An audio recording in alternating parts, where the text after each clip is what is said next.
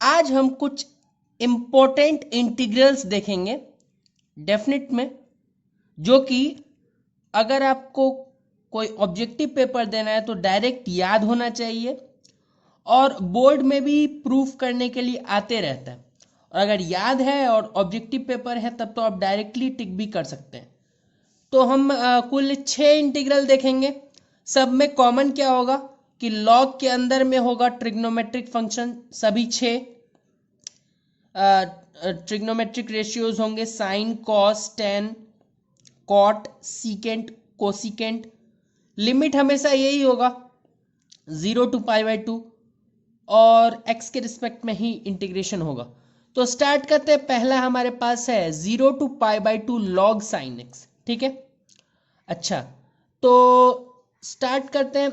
इसको अगर हम i मान लें तो i equals to this, let this be the first equation. ठीक है, i को हम ऐसे भी लिख सकते हैं with the help of 0 to π/2 और जो हमारे पास x है उसको रिप्लेस कर देंगे π/2 माइनस एक्स से।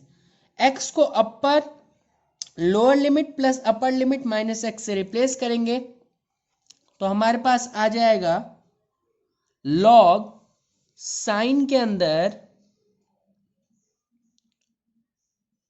π/2 माइनस एक्स dx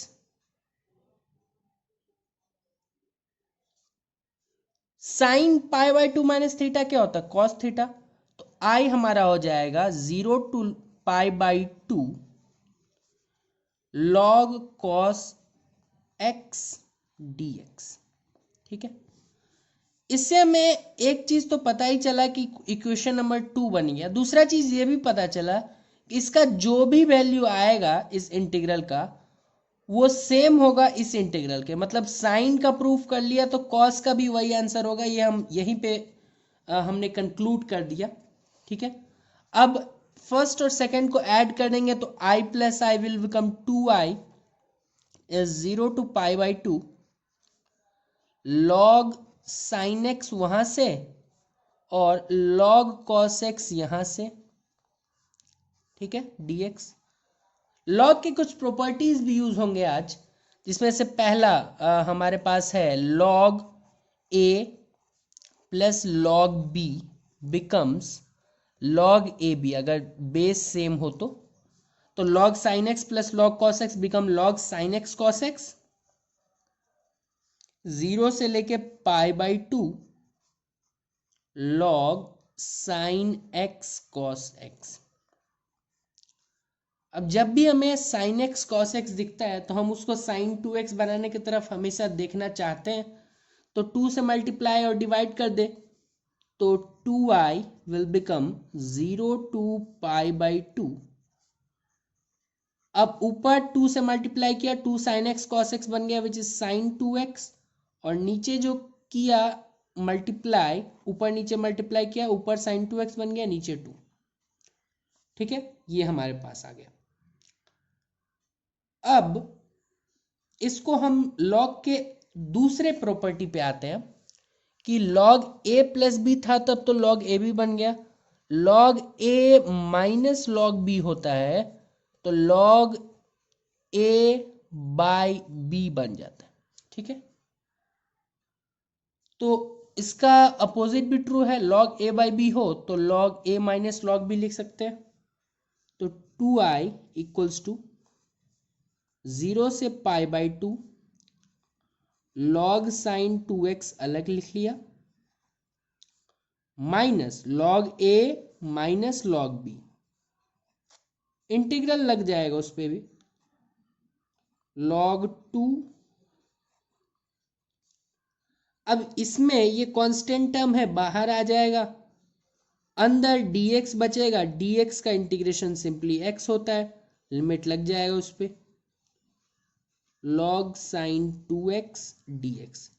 यहां ये बाहर आएगा माइनस log 2 बाहर आया, अंदर dx बचेगा। dx का इंटीग्रेशन x होता है तो लिमिट लगेगा, तो x में हम लिमिट लगाएंगे 0 से लेके π/2।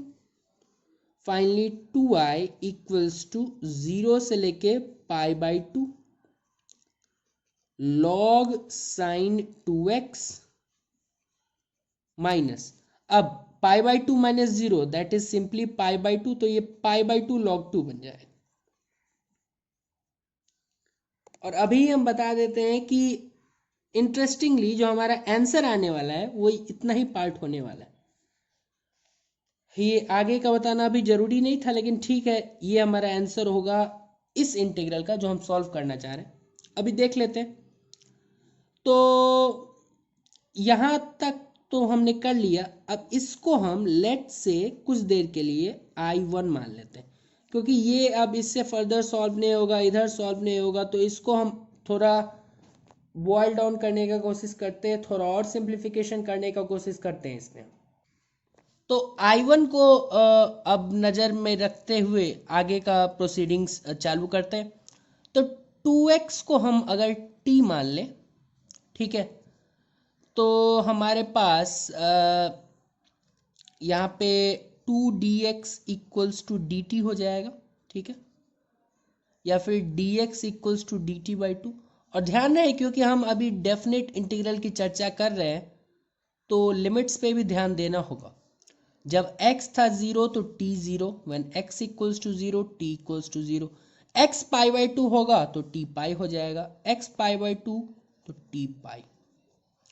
तो हमारा I1 क्या हो जाएगा, 0 से लेके पाई log sin t d, और dx के जगह dt/2, dt/2, तो 2 को बाहर लिख लेते हैं, ठीक है।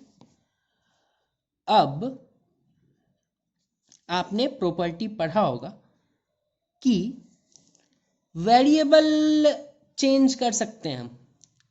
अगर log sin t dt है तो sin x dx भी लिख सकते हैं, sin p dp भी लिख सकते हैं, दैट इज ट्रूली डिपेंड। लेकिन जो वेरिएबल फंक्शन में रखना होगा उसी के रिस्पेक्ट में फिर इंटीग्रेशन होगा, ये ध्यान रहे।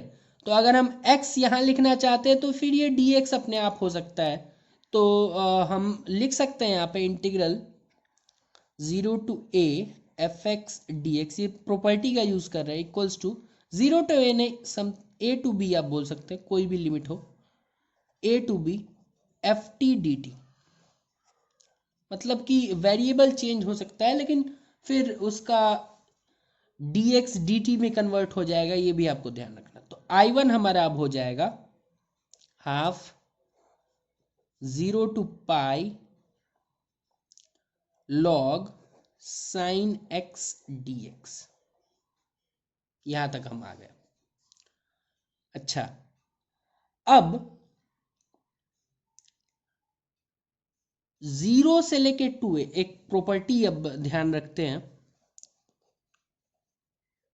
लॉग का प्रॉपर्टी और इंटीग्रेशन का प्रॉपर्टी यही सॉल्व करने में काम आएगा हमारे।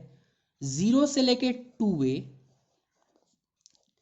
fx dx equals to 2 times 0 से लेके a, अपर लिमिट हाफ हो जाएगा, fx dx if f of x equals to f of 2a minus x, ठीक है। तो इसका यूज करते हैं यहाँ पे कि चेक कर लेते हैं पहले कि क्या f of x जो कि यहाँ पे है log sin x, क्या वो f of 2a मतलब 2a, ये पूरा जो अपर लिमिट होता है वो 2a ही होता है। तो 2a के जगह यहाँ पे पाई है माइनस एक्स, क्या ये ट्रू है? तो f of pi minus x लिखेंगे तो log साइन के अंदर पाई माइनस एक्स। अब साइन सेकेंड क्वाड्रेंट में पॉजिटिव, तो ये अगेन साइन एक्स ही आ जाएगा। तो हाँ, ये सही है। अगर ये सही है तो इसका यूज कर सकते हैं।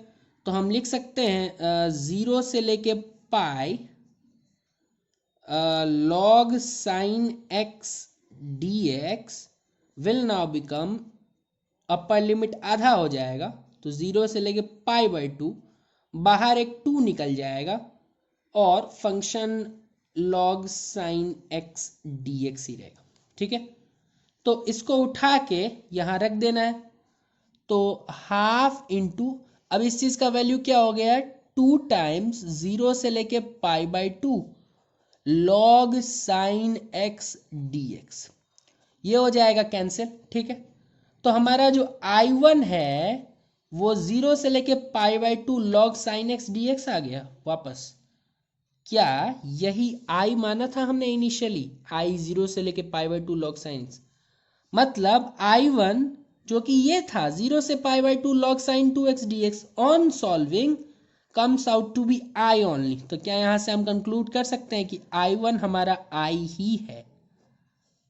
और अगर ये हमने कंक्लूड कर दिया तो वापस जाते हैं हम पिछले कहानी पे कि ये था I1, तो यहां से क्या हम 2i इक्वल्स टू I1, क्योंकि I हमने प्रूव कर लिया, माइनस π/2 log 2।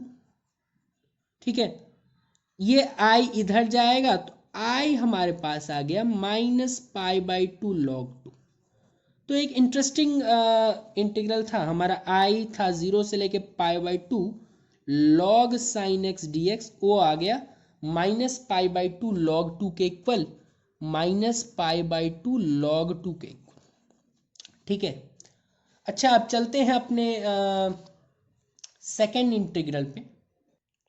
हमारा जो सेकेंड इंटीग्रल है वो है 0 से लेके π/2 log cos x dx। अब मैंने बोला था कि इसमें हमें ज़्यादा मेहनत करने की ज़रूरत नहीं है, क्योंकि आप इसको अगर I मान लें तो I को हम ऐसे भी तो लिख सकते हैं 0 से लेके π/2 log this plus this minus x, मतलब cos के अंदर x के जगह π/2 माइनस एक्स। I हमारा 0 से लेके π/2 log sin x आ गया dx। अब इसका वैल्यू हमने पिछले ही डिस्कशन में कंक्लूड किया है कि इसका वैल्यू हमारे पास क्या आता है, माइनस π/2 log 2। तो इसका वैल्यू भी माइनस π/2 log 2 आ गया। तो log sin x dx from 0 to π/2 हो या log cos x dx from 0 to π/2, answer minus π/2 log 2 ही आना है।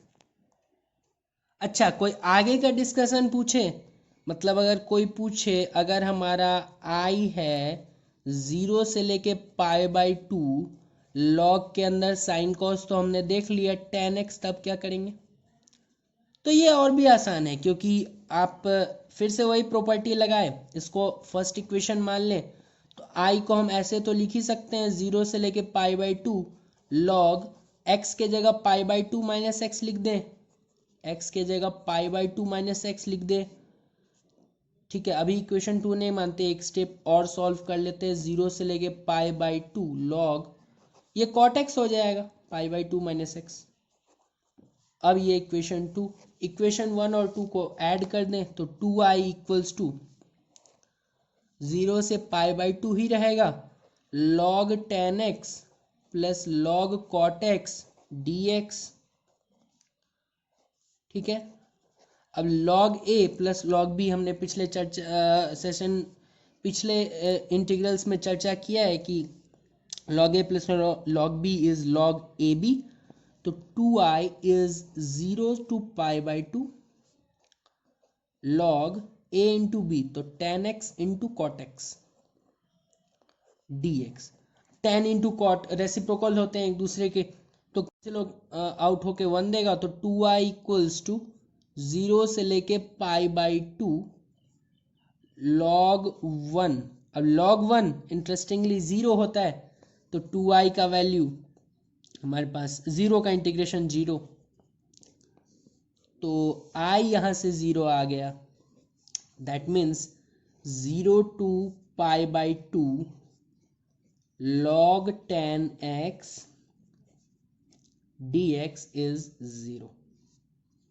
ठीक है, अब आप यहीं से, ठीक है, ये तो बोल सकते हैं कि कॉट एक्स का क्या डिस्कशन होगा, क्योंकि कॉट एक्स होता है 1/10x। तो अगले पेज में, क्योंकि इससे हम आगे की तरफ भी बढ़ेंगे अब, क्योंकि फोर्थ आप दे सकते हैं 0 से π/2 log cot x dx। इसको आप दो तरीके से कर सकते हैं। पहला तो सिंप्लीफाई वैसे ही करें जैसे आपने 10 के लिए किया, तो वहां से तो आ जाएगा।